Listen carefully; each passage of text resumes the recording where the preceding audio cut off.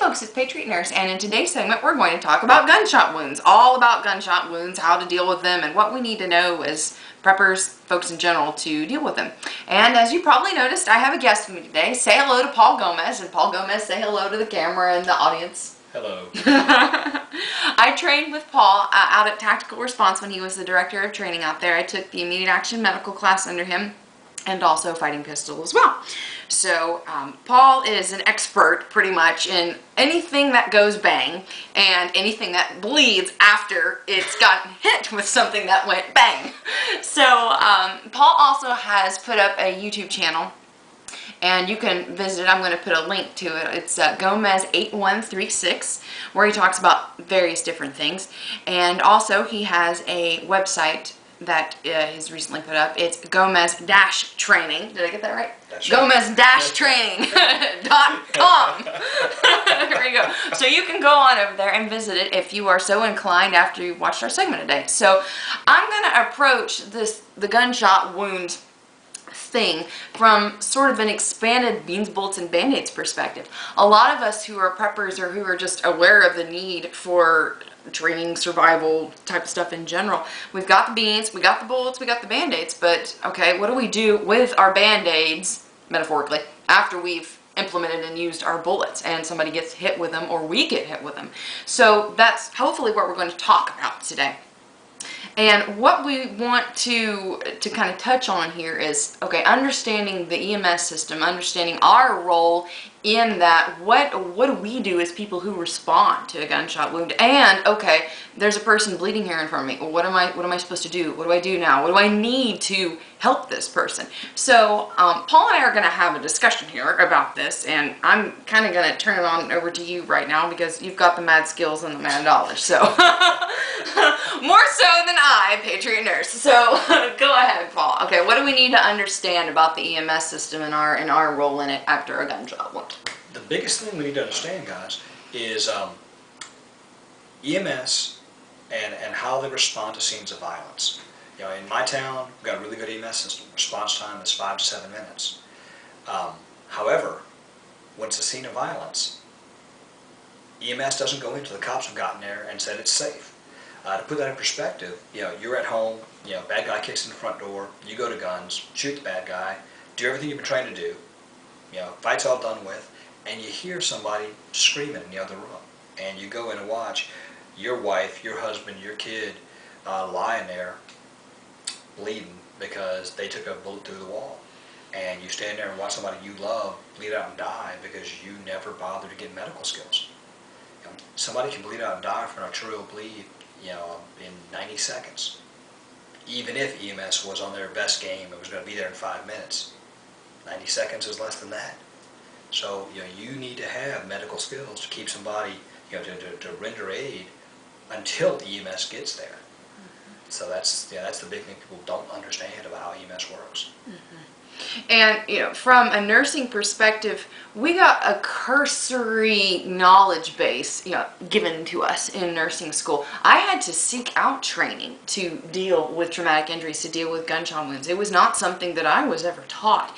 So, you know, from my perspective as a nurse, if this is something that I need, I would recommend this to other folks too, because even with my knowledge of the body system, how it works, and what to do from a first aid standpoint, there's a little bit more to it than just the ABCs in some cases. So, okay, so let's say that we get shot with, you know, a gun. Boom. Okay, what type of injuries are we looking at here? What are the most likely things to happen to us, Paul? Like, what am I looking for? What's likely to happen? What do I do? Well, the two big categories, the two things we're looking at are extremity bleeds, controlling bleeds from extremity, which we control with the tourniquet.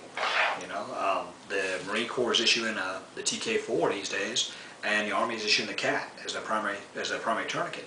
But, you know, both branches are issuing tourniquets in their primary first aid kits to all, you know, soldiers and Marines, because tourniquets work.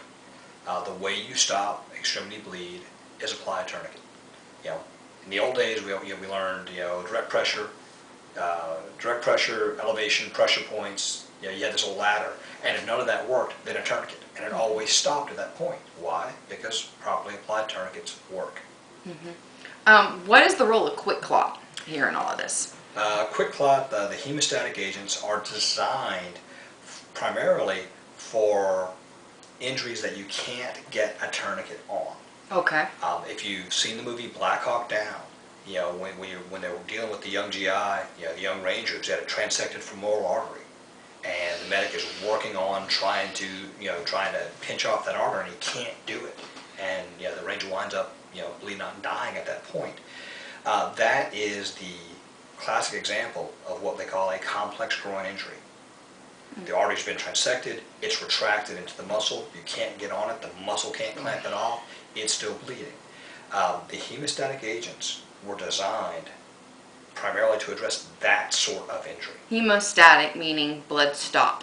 Blood stopper, the quick clot, Celox, combat gauze being the latest, all of those things, they're all designed to address that problem. Cool. Okay, so besides bleeding, what else are we looking for? The other big one is a chest compromise, a chest injury, whatever you like to call a sucking chest wound. Sucking chest wound. Yeah. As a general rule, all chest wounds suck. It's just the name of the game. What you're looking at is you're trying to close the exterior hole that was caused by the bullet. Bullet punches into the chest, that creates what's known as an open pneumothorax. Thorax being the chest cavity, open meaning the hole. So what we're doing is we're trying to close that hole initially, and we do that by means of some sort of occlusive dressing, whether that's taking plastic or some other non-breathable material and closing it that way, or a purpose-built dressing. There's probably a dozen on the market these days, but a purpose-built wound seal.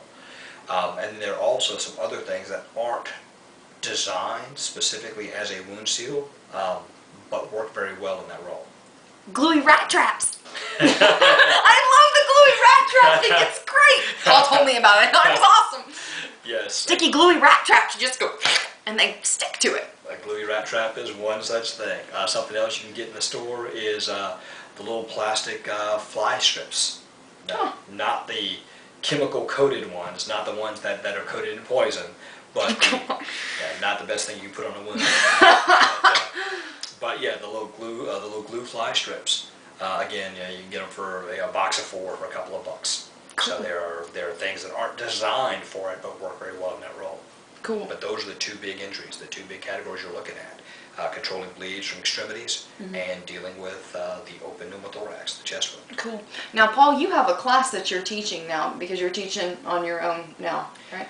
There's a short format class I do. It's a 4-hour class. I normally do on a Friday evening before a weekend shooting class. It's called Handling Traumatic Injuries, HTI.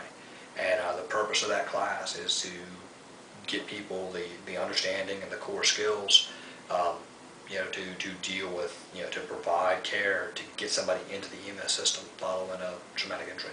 Cool. That's awesome.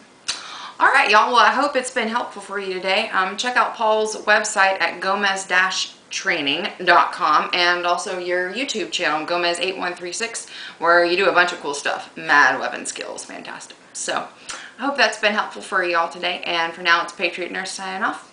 And Paul Gomez, too. See y'all later. Bye.